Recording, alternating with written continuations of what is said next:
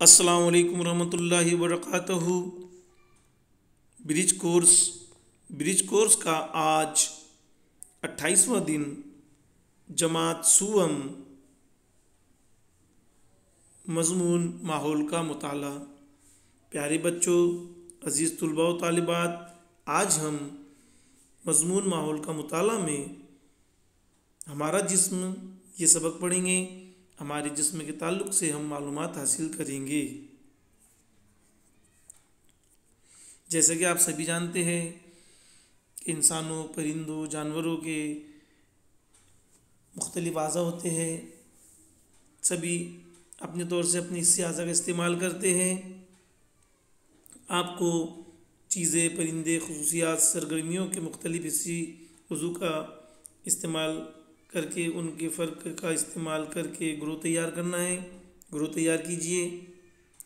दरसी तजुर्बा, आओ कुछ बातें याद करें। दिए गए जिस्मानी आज़ा के काम बताइए।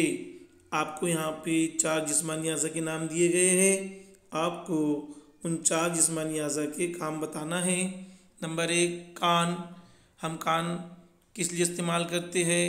नाक, हम नाक का इस्तेमाल किस लिए करते हैं? आँख, हम अपनी आँखों का इस्तेमाल किस लिए करते हैं? हाथ, हम हाथ अपने किस काम के लिए इस्तेमाल करते हैं? आपको दिए गए जिस्मानी आज़ा के काम बताना है। कान, नाक, आँख और हाथ के। आपको पता ही है हम कान, नाक, आँख और हाथ कौन से काम के लिए इस्तेमाल करते हैं।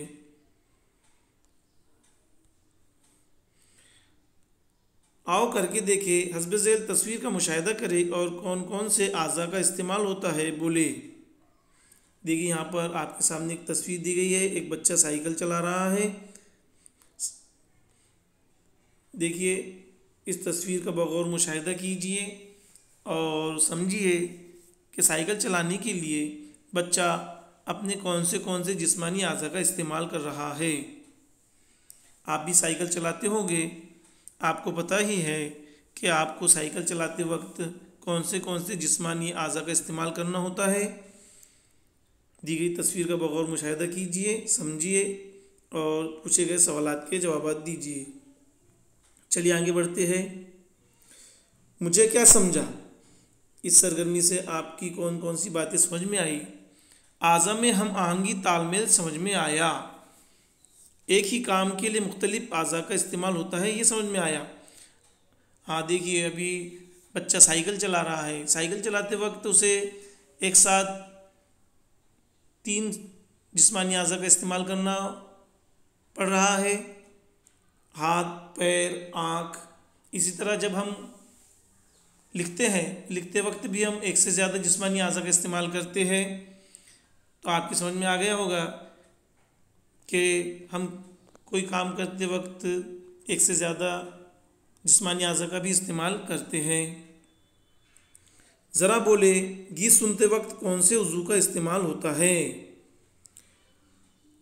आप गीत, कहानी, नात, हम्द सुनते होंगे।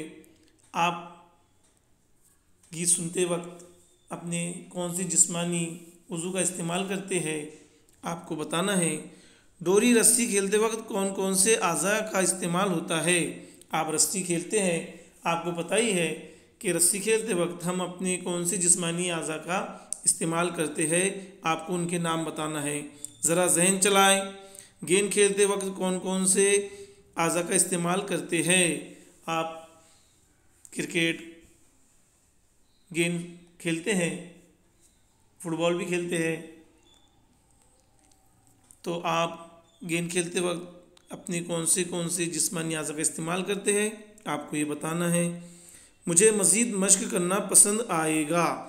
किसी दोस्त का ऐनक अगर वो घर पर भूल आया है तो जमात में उसको कौन कौन सी मुश्किलात आएगी? अगर आपका कोई दोस्त अपना चश्मा घर पर भूल कर आ गया तो क्लास में उसे कौन कौन सी मुश्किलात आ सकती है, आपको बताना है। जिस्म को हरकत देने के लिए कौन कौन से आज़ा इस्तेमाल होंगे? हमारे जिस्म को हरकत करने के लिए हम अपनी कौन कौन सी जिस्मानी अज़ा का इस्तेमाल करते हैं, आपको बताना है। वीडियो को बगौर देखिए, समझिए। जिन लोगों ने अभी तक हमारे चैनल को सब्सक्राइब नहीं किया है, सब्सक्राइब कीजिए, लाइक कीजिए और शेयर कीजिए। इंशाल्लाह बहुत जल्द हमारी दूसरी जांच होगी। आप जांच की तैयारी कीजिए। सरपरस्त हजरात से गुजारिश है कि सरगर्मियाँ हल करने में अपने बच्चों की मदद कीजिए। बहुत बहुत शुक्रिया।